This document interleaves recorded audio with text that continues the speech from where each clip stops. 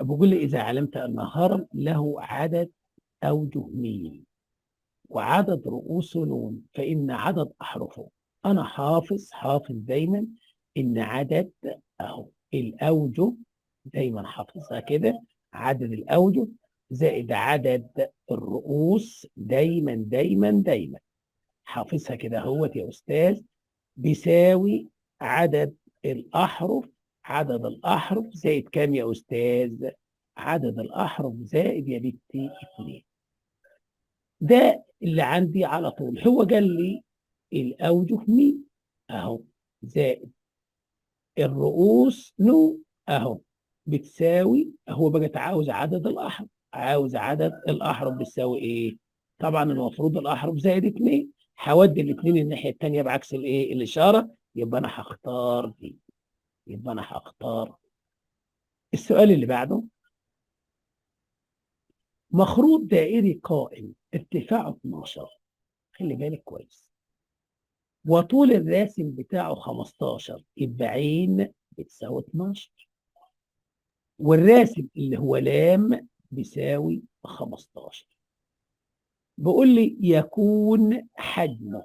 طبعا انا عارف ان حجم المخروط، لو انا جيت اكتب القانون، حجم المخروط بيساوي تلت، ايوه، مساحه القاعده. القاعده في ايه؟ في الارتفاع. الحجم بتاع المخروط بيساوي كده. طيب يبقى بتساوي تلت هي تعادل خالص، ومساحه القاعده اللي هي باي نق تربيع، ما هي القاعده دايره، في الارتفاع اللي هو عين. ابص الاقي عين عندي موجوده اهي، وباي يعني هو اجيبها بداله باي بتعتبر موجوده. فاضل مين؟ نق. يبقى انا لازم اجيب نق، يبقى لازم ارسم المخروط، ما المعلومات كده مش كامله، يبقى ارسم المخروط اهو. وادي الارتفاع اللي هو 12، وادي الراسم اللي هو 15، ده الراسم، وده نص القطر اللي انا عاوزه، وده المثلث القائم بتاعه. يبقى هنجيب نص القطر في ثانيه كده اهو. نق بيساوي الجذر التربيعي ل 15 تربيع يعني 225 ناقص 12 تربيع يعني 144، يعني بتساوي يا استاذ الجذر التربيعي اطرحهم تبقى 81، يعني بتساوي 9. خلاص خلص الكلام. يبقى تلت، ايوه، في باي في 9 في 9 في 9 في 9 في كام ان شاء الله؟ في عين اللي هي 15. ابص الاقي الثلاثه دي مع دي فيها الثلاثه، اضربهم في بعض هتديني 324 باي، يبقى بتساوي 324 باي. ده سؤال بسيط جدا وسهل خالص. السؤال اللي بعده، بص بقى السؤال اللي قدامي بيقول لي مخروط دائري قائم. ماشي يا استاذ، في قياس زاويه الف م ب ب 30. خلي بالك الزاويه دي ب 30، الزاويه ده هي ب 30. جميل. وطول نص القطر 5، نص القطر ده هو يا استاذ 5، ده 5. حلو. عاوز المساحه الكليه. طبعا المساحه الكليه، يبقى انا هجيب الاول المساحه، اكتب قانون المساحه الجانبي. المساحه الجانبي بتساوي يا استاذ عبد الرازق نص محيط القاعده في باي طول لام نق. الراس. ايوه، بتساوي نص محيط القاعده اللي هي 2 باي نق في طول الراسم اللي هو لا. الاثنين تضيع الاثنين، يبقى بتساوي باي نق لام. طبعا انت لو حافظ القانون تبقى سهلت على نفسك كتير. خلاص لو مش حافظ القانون انا قلتها. طيب انا دلوقتي دي موجوده ودي موجود، الراسم بتاعي اللي هو ده اللي هو لام ده انا عاوزه. طب هتساوي 10. بالظبط، لان ده ضلع مقابل لزاويه 30 بيساوي نص الوتر. اذا الوتر ده جد دي مرتين، يبقى اللام ب 10. خلاص اكتب بقى مكان اللام 10، يبقى باية هي في نق ب5 في اللام ب 10، يعني بتساوي 50 باي. 50 باي دي يا استاذ اللي هي حضرتك المساحه الجانبيه. طب الكليه سهله بقى، الكليه بتساوي الجانبيه اللي انا جبتها لي 50 باي زائد مساحه القاعده مساحة القاعدة اللي هي باي نق تربيع، اللي هي مساحة الدايرة، يبقى بتساوي ال 50 باي بتاعتي اهي، ال 50 باي اهي، زائد النق ب5 يبقى 25 باي، اجمعهم مع بعض يبقى بتساوي 75 باي.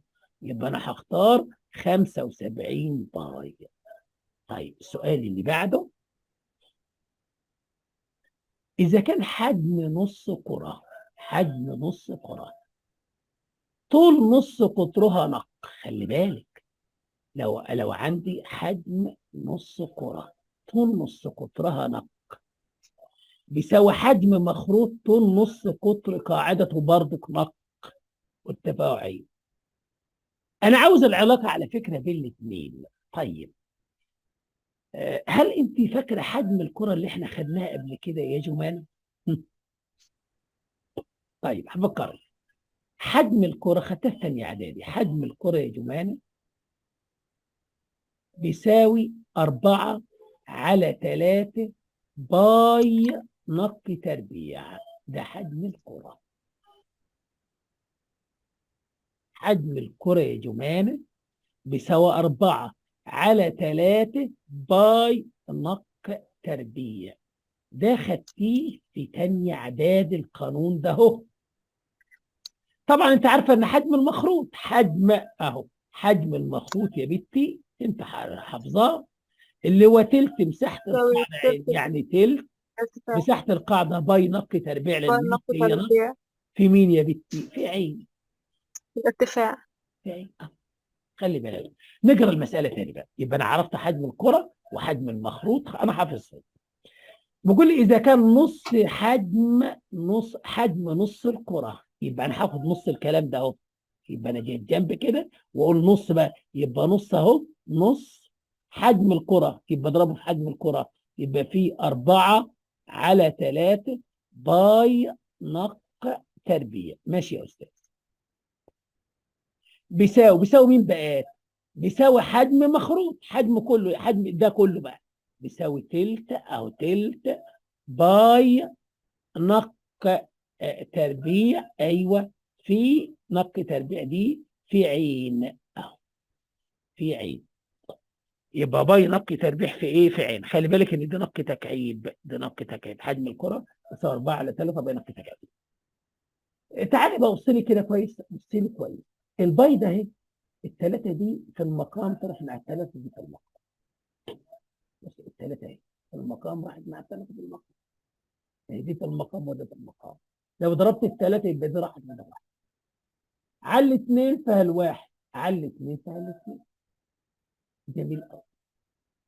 يبقى على الاثنين فيها الواحد، على الاثنين فيها الاثنين. قلنا دي نق تكعيب، دي نق على فكره تكعيب. طب جميل، خلي بالك بقى كده، فاضل مين؟ خلاص دي راحت، وهنا اثنين، يبقى اثنين اهي، اثنين، خلي بالك بقى اثنين. ركزي معايا بقى في اللي جايه دي ثلاث نقاط، وده نقين بس. دي كم نقين، ودي كم نق؟ 3 نقاط. يبقى النقين دهيت هتشيل نقين من هنا، يتبقى نق واحده، يبقى 2 باي نق. بتساوي مين يا استاذ؟ بتساوي مفضل الا عين، باي في عين اهو. طب شيل الباي مع الباي بالمره يا استاذ، شيلنا الباي، يبقى 2 نق بتساوي عين. يبقى انت هتختاري العين بتساوي 2 باي نق. كمان مرة يا جمانة، نعيدوها كمان مرة، كمان مرة يا جمانة، كمان مرة يا جمانة اهو. بص معايا كويس. أهم شيء تكون حافظة قانون حجم الكرة. حجم الكرة 4/3 باي نق تكعيب. حجم الكرة 4/3 باي نق تكعيب. هو قال لك نص حجم الكرة، يبقى نص في 4/3 باي نق تكعيب اهي. بيساوي حجم المخروط اللي هو تلت اهو باي نق تربيع في مين يا استاذ؟ في عين. نبدا بقى نضيع. ابص كده، الثلاثه دي في المقام تضيع الثلاثه دي في المقام، وعلى الاثنين فيها الواحد، على الاثنين فيها الاثنين. جميل. والباي كمان شالت الباي. يلا فاضل مين؟ دي نق تربيع، يعني دي نقين، ودي كم نق؟ 3 نق. يبقى النقين دي تشيل الثلاثه دي، خلاص اتبقى نق. اذا اتبقى اهو 2 نق. يبقى 2 نق بتساوي العين. مفيش في الضرب الثاني العين، يبقى انا هختار دي. اعيدها تاني يا بنتي. اتفهمت؟ السؤال اللي بعده. لا تمام. مخروط قائم. ايوه تمام. مخروط قائم، طول راسمه يساوي طول قطر قاعدته. خلي بالك، مخروط قائم. نرسم المخروط. ادي المخروط. قال لي ان طول الراسم بتاعه، الراسم بتاعه ده اهو، ده اهو، ده الراسم بيساوي طول القطر. طول القطر يعني ده لام، ده لام يا استاذ عبد الرازق. يبقى الراسم دي نص لام. ايوه ده نص لام. ايوه وده نص لام، لان القطر كله لام. هو مخروط قائم، طول الراسم بتاعه بيساوي طول قطر القاعده. يعني الراسم ده هو قد القطر كله. طيب ده الارتفاع بتاع المخروط، ده الارتفاع اللي هو عايز. طيب فإن مساحته الكلية سهل. هو عاوز المساحة الكلية. الأول حضرتك هجيب المساحة الجانبية. المساحة الجانبي، المساحة الجانبية بتساوي إيه؟ بتساوي نص محيط القاعدة اللي هي في 2 باي نق في طول الراسم اللي هو لا. طيب الاثنين دي تضيع الاثنين دي، يبقى جالي باي اهي في نق اهي في. خلي بالك احنا عندنا نق بتساوي نص لا. ايوه ما هو ده نص القطر. اذا اللام بتساوي 2 نق، ما ضربت في 2 نق بنص لا. يبقى لام ده اهي قد نص القطر كم مره؟ مرتين. يبقى انا هشيل اللام ده اهي واحط 2 نق.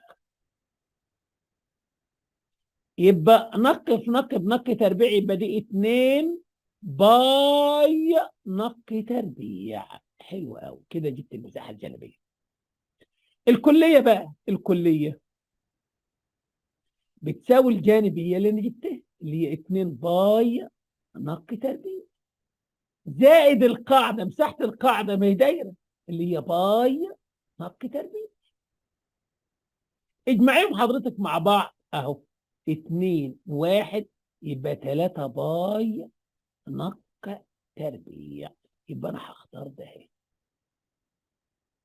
اعيدها تاني. لا تمام. السؤال اللي بعده. حجم مخروط قائم محيط القاعدة بتاعته بيساوي 44 محيط القاعدة. القاعدة يا أستاذ عبد الرازق عبارة عن دايرة، ومحيط الدايرة يا أستاذ عبد الرازق 2 باي باي نق. نق بتساوي يا أستاذ 44. يبقى 2 يا أستاذ في 22 على 7، لأن هو قال لي خد باي ب 22 على 7. لأن أنت هتقولي مش معنى المرة دي بعوض، هو حاططها لها أهي في نق. في نق بتساوي 44. 2 في 22 ب 44 على 7 في نق بتساوي 44.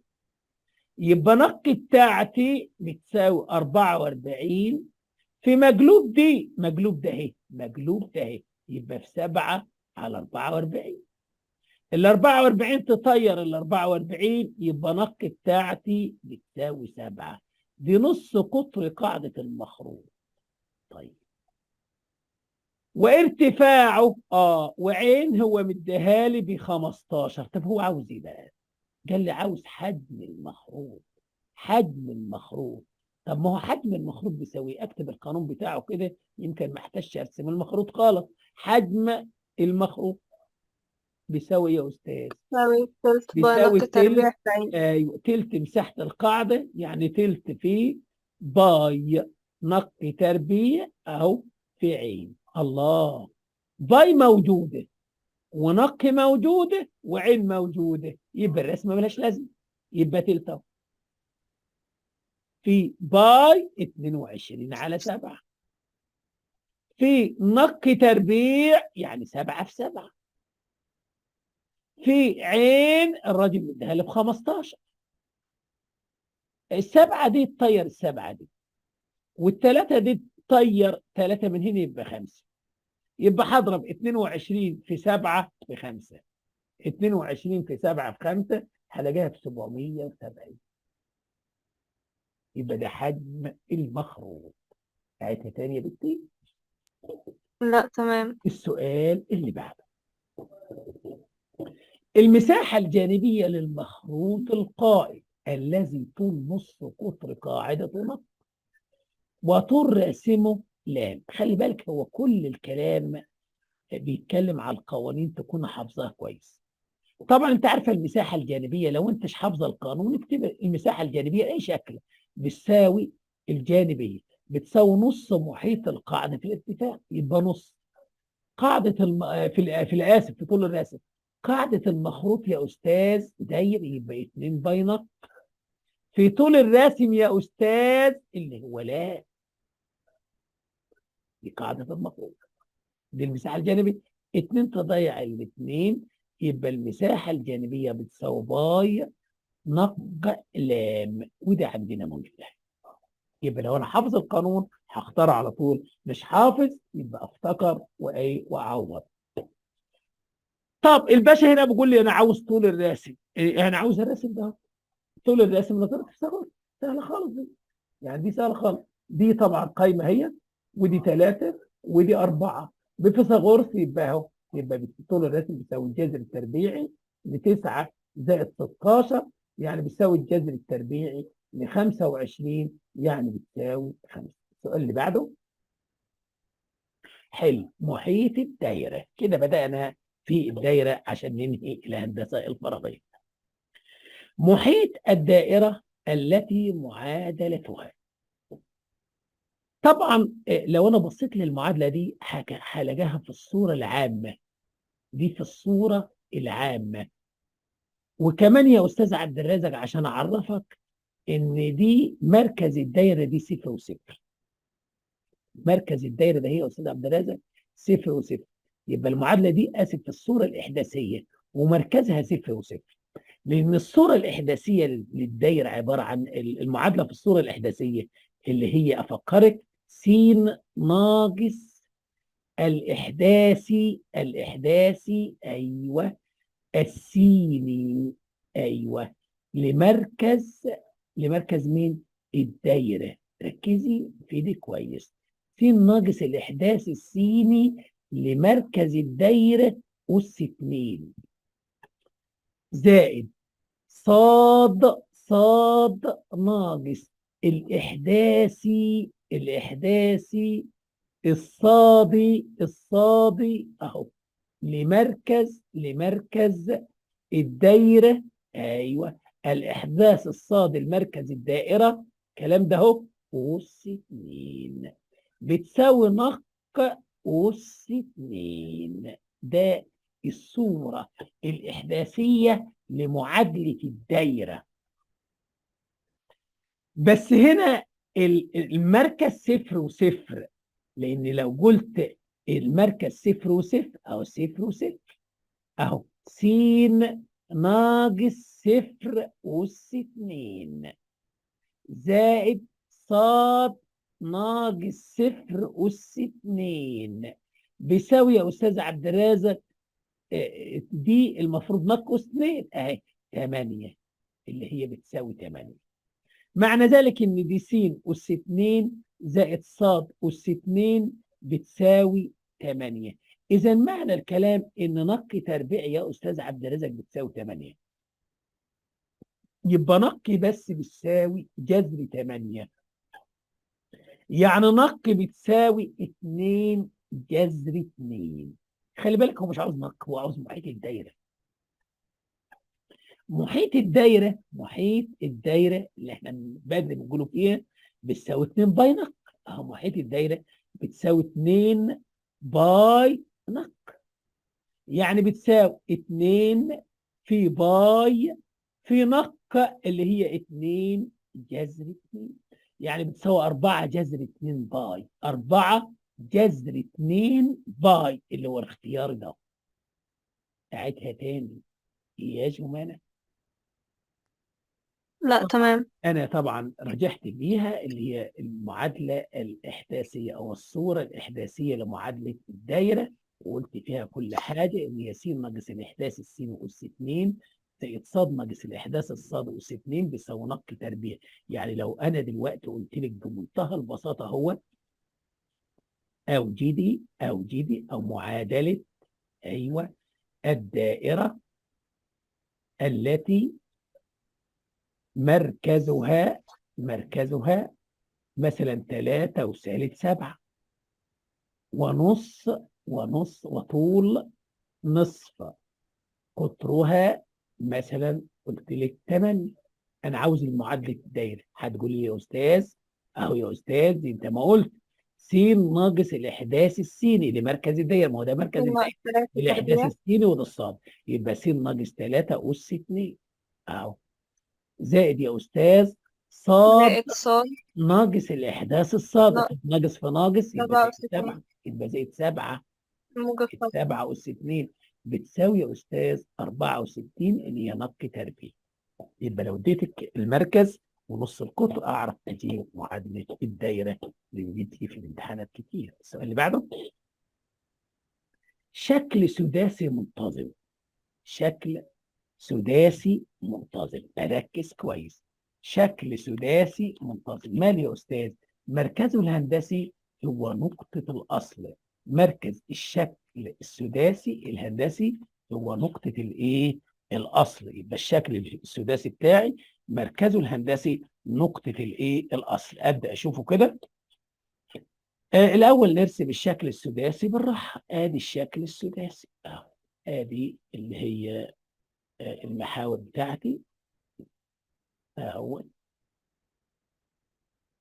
أبدأ أرسم الشكل السداسي بتاعي أول.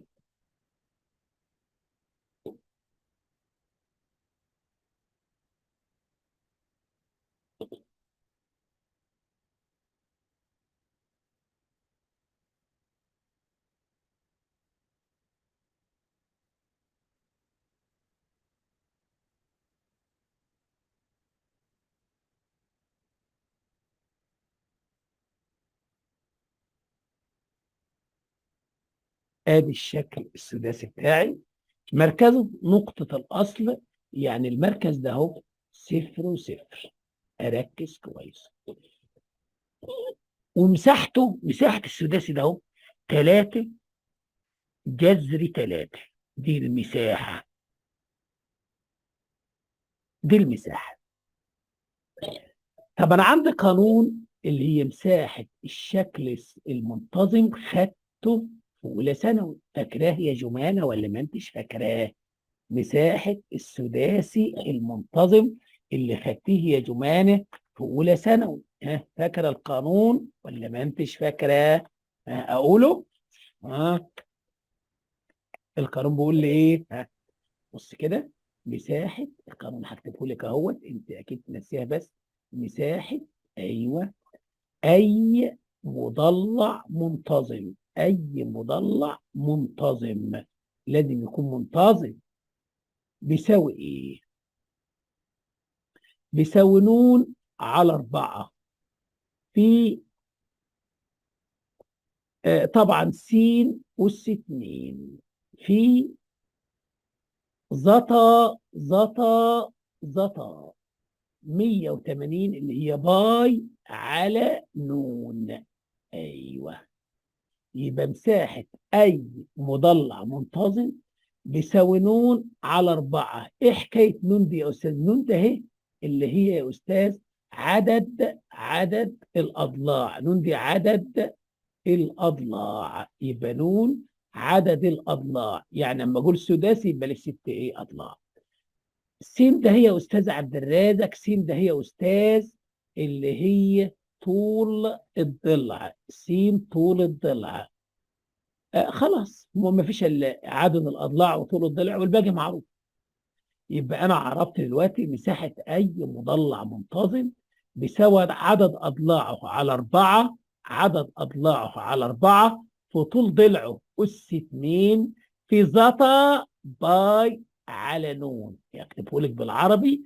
مساحه اهو مساحه اي مضلع منتظم بيساوي ايه يا استاذ عبد الرازق؟ اهو بيساوي ايه؟ بيساوي عدد اضلاعه. اكتبه لك عدد أضلاعه على مين؟ أضلاعه على 4. على 4 في طول أيوه ضلعه، بس يكون أس 2 في زتا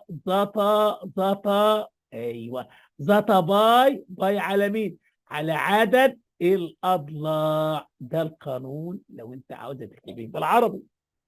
يبقى مساحة أي مضلع منتظم بيساوي عدد أضلاعه على 4 في طول ضلعه أس 2 في زتا باي على عدد الأضلاع. القانون ده هو أنا هنفذه دلوقتي. القانون ده هو أنا هشتغل بيه دلوقتي. تعال بقى نشتغله بالقانون. هو قال لي هو سداسي، يبقى 6 أهو 6 على 4 في س أس 2 اللي أنا عاوزها، من عاوز طول الضلع، في زتا أيوه 180 على 6. ما هي باي ب 180. الكلام ده المفروض بيساوي 3 جذر 3 المساحة اللي اداها لي. تعال 6 على الأربعة معناها 3 على 2 في مختصر على 2 ف3 على 2 ف2 في س أس 2. خلي بالك زتا 180 على 4 معناها زتا 30. زتا 30 الأول زا 30 بواحد على جذر 3. زا 30 لو جبت زا 30 زا 30 بتساوي 1 على جذر 3 بالمثلث الثلاثيني 60. طيب أنا بقى لو حضرتك جبت زتا دي مقلوب الظا يعني بتساوي جذر 3. يبقى انا هعوض عن الزتا ده اهي. زتا 30 ده اهي بجذر 3. يبقى في جذر 3 اهو بتساوي 3 جذر 3. اظن انت واضحه ان دي جذر 3 دي، لان دي في البسط ودي في البسط. دي في البسط هضيع دي مع دي خلاص. وكمان الثلاثه دي في البسط ودي في البسط راحت مع بعض. يبقى معنى ذلك ان س تربيع يا استاذ على 2 بتساوي طرفين في وسطين. يبقى س تربيع يا استاذ بتساوي 2. يبقى س بس يا استاذ بتساوي جذر 2. حلو الكلام. يبقى طول الحرف او طول الضلع بتاع السداسي جذر 2، يعني دي جذر 2 وده جذر 2. ده كله طبعا جذر 2. ركزي معايا. لو انا وصلت من خواص السداسي، لو انا وصلت دي كده ركزي معايا كده، من خواص السداسي اهو ان ده مثلث متساوي الاضلاع.